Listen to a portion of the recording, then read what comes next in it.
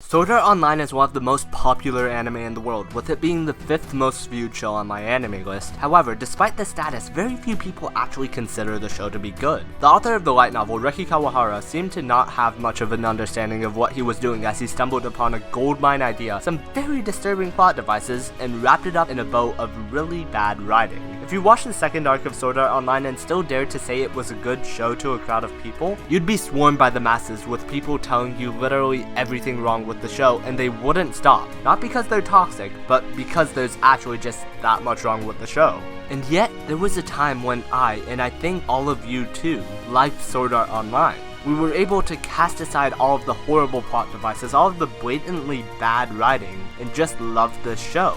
There was a time when it ruled the world of anime, and that's how it ended up so popular. Why did we enjoy it, and where did that enjoyment go? Okay, so I'm going to be opening up this discussion with a statement that may disturb some of you. So yeah, I'm not sorry. I'm actually a fan of Sword Art Online. I personally think that the Aincrad arc, Mother's Rosario, and Alicization were all really fun to watch, and even the hated middle portion had some hype associated with it. The first couple of episodes of the Aincrad arc were honestly really well made. For 2012, this level of animation was revolutionary.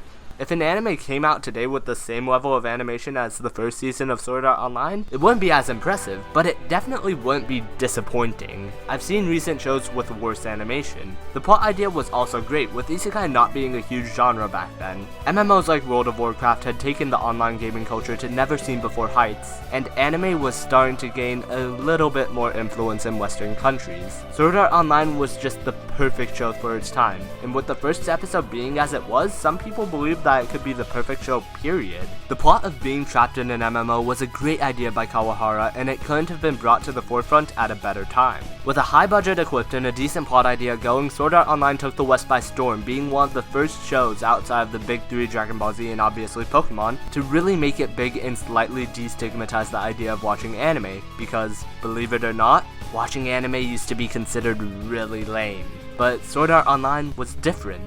It was seen as something that both weebs and gamers could get behind, which means that it was extra lame.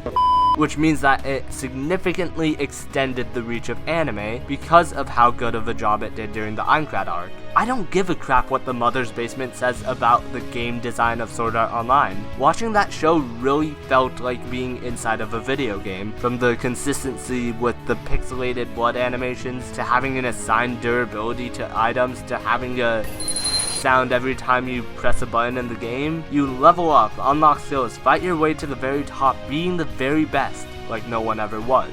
It was a remarkable world which we were increasingly curious about as we followed Kirito for 14 episodes. Each episode offered a new element of hype. Watching Kirito's guild get slaughtered for the first time in episode 3 proved that nobody was safe. It was amazing to watch for the first time. Then Asuna and Kirito started getting closer, and it's nice because it's demonstrating the idea that online relationships aren't exactly fake, which is an idea I'll get into a little more later.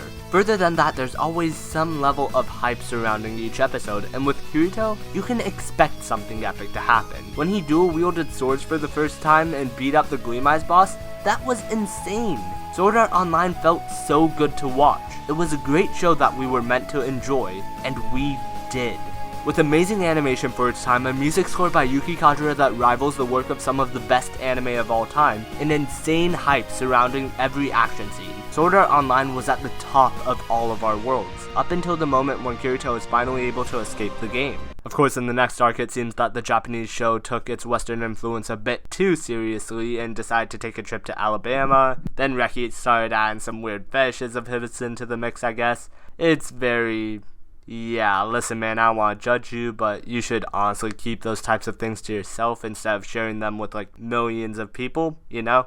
Anyways, at this point, I think people just stopped liking Sword Art Online seriously because the earlier part was good, but this is just weird. Is that what you thought I'd say? Nah, don't get me wrong, I thought it was weird, but even despite the bad writing, weird plot devices, and comically evil villain, the hype train was still going with crazy fights, a new magic system in the game. They can fly. Scanboy Reviews made a video titled When Sword Art Was the Best Anime Ever, and in that video he points out that all criticisms of Sword Art Online started coming out on the internet around 2016. Before that, all their voices became drowned out by overwhelming support for the anime.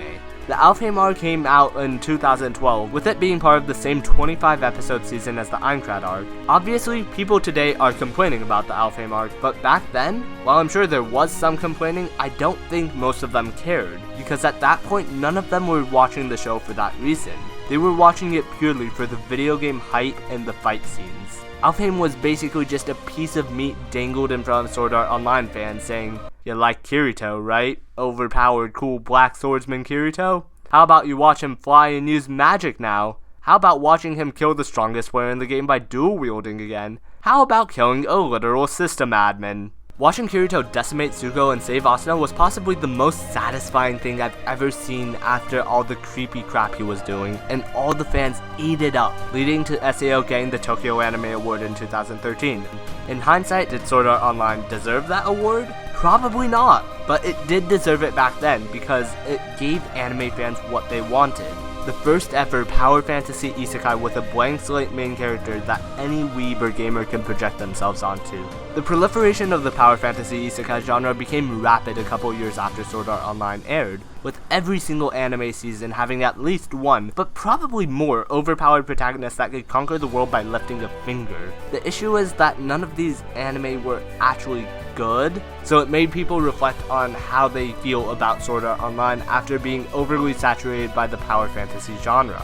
Because it's been done so many times at that point, Sword Art Online lost all novelty in the eyes of the fans, as the cycle of hating on Sword Art Online became commonplace. The really sad thing is that Sword Art Online doesn't deserve most of the hate it gets. It's not a good show, the writing is awful, the plot devices are disgusting, and the execution's deplorable. But even despite all these facts, Sword Art Online was one of the main factors that made me fall in love with anime because it was better than all its negativity makes it seem.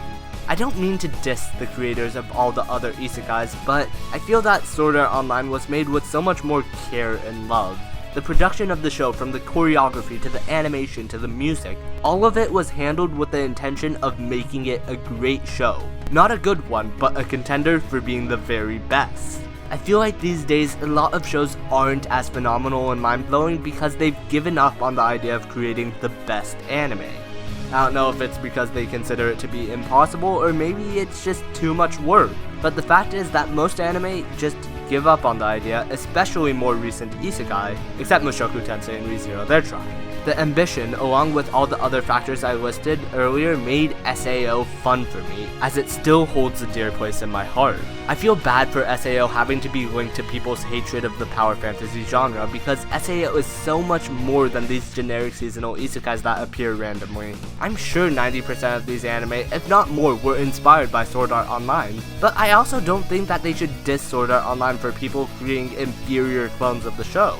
As I watch people hate on it, I agree with them about their valid criticisms, but I tend to go out of my way to defend the qualities that made me enjoy the show, because for my experience, it was more than just the hype that kept me enjoying it. I've talked for a while about how Sword Art Online was a mega hit of 2012 and how the original fans must have reacted to it, but I'm 17 years old right now. When Sword Art Online started airing, I was 6. If I watched the Alfheim arc at that age, I don't think I want to know how I would have turned out today. I watched Sword Art Online in 2020, at the peak of the COVID-19 pandemic. Before SAO, I had watched 2 anime, Naruto and My Hero Academia, but thanks to the COVID-19 pandemic, I decided, might as well expand my anime repertoire, and I saw the show on Netflix, so I clicked on it because, wouldn't you know it, the concept looked interesting. I went in with next to no preconceived notions about what an anime was meant to be, and when I watched it, I absolutely loved the show. The outcome of how I'd feel watching this show ended up changing my whole life. Before I watched Sword Art Online, I was very disinterested in the idea of making online friends. I thought an app like Discord was a dangerous place full of predators and scumbags and that nothing real could be forged through the internet, but Sword Art Online gave me the faith in the internet that I needed to join up. It's only because I joined a Discord server and met my first YouTuber friend that I started YouTube up myself. I wouldn't have even considered starting a YouTube channel, much less on anime, if I didn't watch Sword Art Online. More than being a gateway, it showed me that not only can the internet be a nice place, but it could also help foster something real between people.